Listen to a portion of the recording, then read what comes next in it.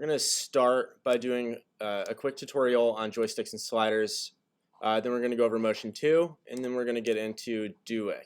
If you haven't already, go up to Window and get these loaded on there. I like to make my own workspace. If you haven't done that, I would, especially if you're on a laptop. I don't know, I just like to drag these over.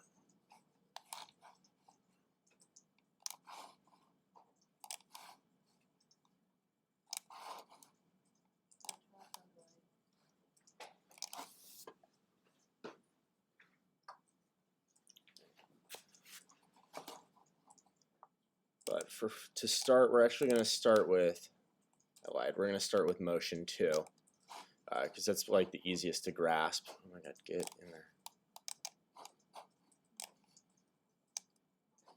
There we go. So Motion2 is really just like a utility to help you with things. It'll just speed up your workflow a lot. It's pretty powerful. Does a lot of cool things. Like the thing I like the most, or what I use it the most for, is if you click this button right here, it helps you arrange your anchor points. So like you can click that, and it'll move your anchor point to the bottom left, which is super helpful. You don't have to worry about being precise or like guessing it or anything like that. Then the other thing I use it a lot for is easy easing animations, right? So let's say we've got 3 boxes.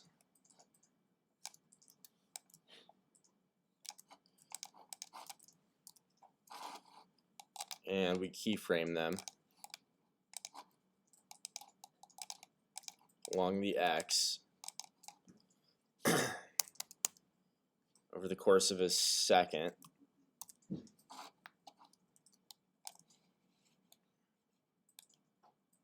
To move across, right?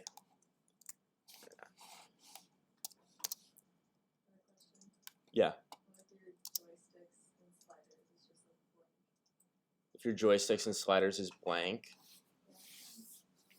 Is everybody's blank? On our computers, we have to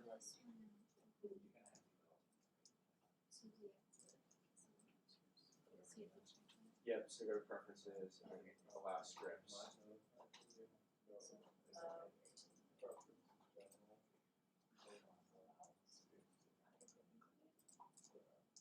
Yeah, hit OK. That was it.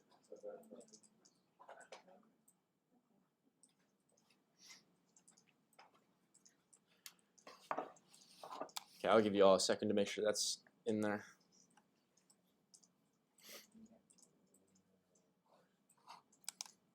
Yeah, so for those that didn't hear, the problem she was having was in general, under preferences, allow scripts to write files and access network. That was unchecked, so that needs to be checked for you to use plugins.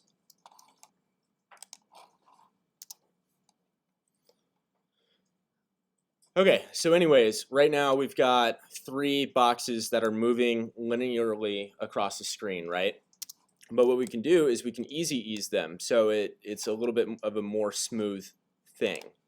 So let's take this one, let's select both keyframes, and then let's take this middle slider and let's just crank that to like 60. See the difference? And then this one, let's crank that to like 100. Or 88 is my favorite.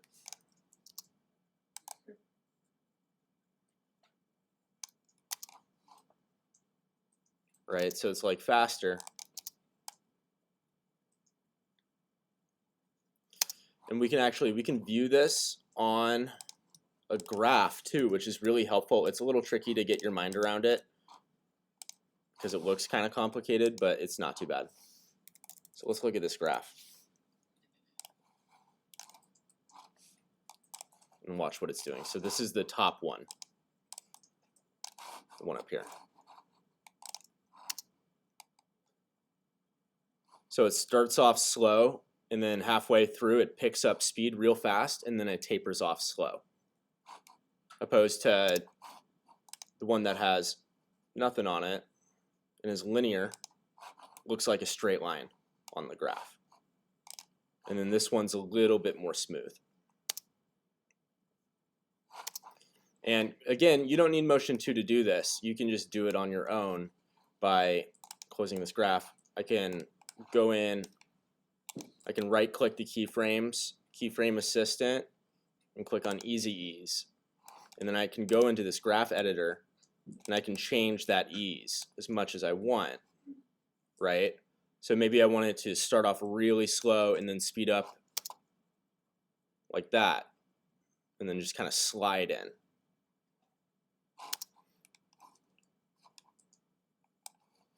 We can do things like overshoot. That's the thing we could do. So like make it bounce. Let's extend that a little.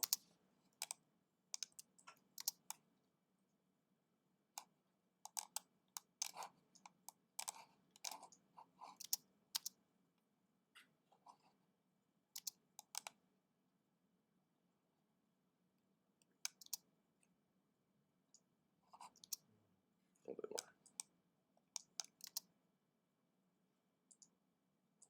Right? So it's a powerful tool, and it'll help you make things look a little less like robotic and clunky. There's other things that Motion2 does really well too. Like if I have a ton of comps in here, or a ton of like just things like, I don't know, here's a null, here's a shape layer,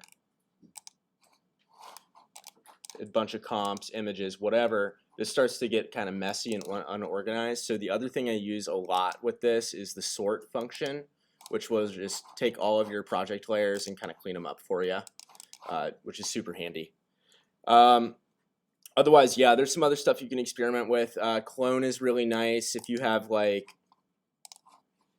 you know, multiple layers of keyframes and you try to copy paste them all at once. You'll just paste the layers themselves.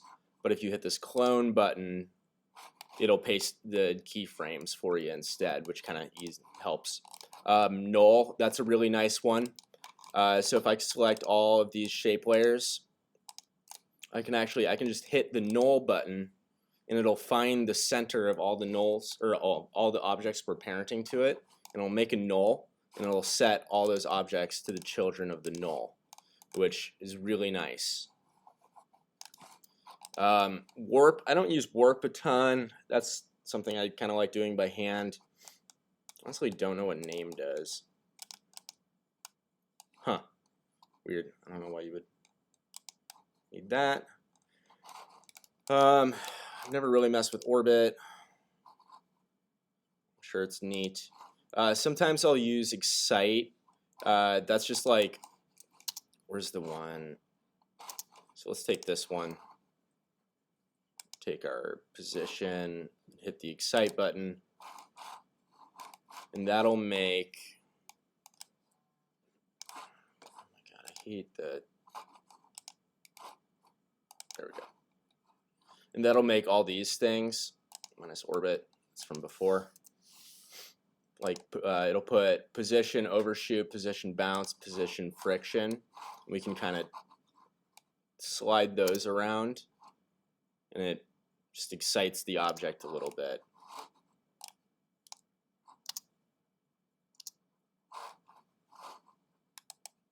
Friction. You see how it like wobbled there for a sec?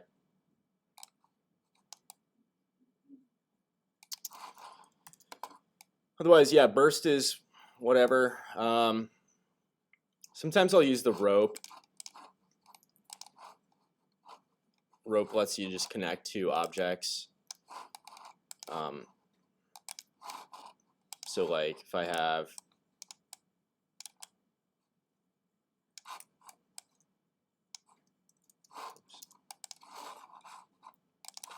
say I have two circles. See how when I make this, that anchor's off? I can just go in and hit that and it'll fix it. So 2 circles, select my rope. Say layer start is shape layer 4. Is that where I put it? Where are those? 7 and 6. 7 and 6. And now there's a stroke between these 2 objects that's always connected. Which there's a lot of things you can do with that. You can use it for joints, you can use it for literal rope, you know, things swinging. Kind of endless. Yeah, you can like increase the thickness, all this stuff, and all this can be keyframed too, which is nice. I don't really know what jump does. Orbit's self-explanatory. I don't know what stare does either. I don't really use those. Yeah, and then you don't really need anything else in there either. But those are the big things. It's really handy. It's gonna speed up everything a ton. Is there any questions about this before we move on? Okay, sweet.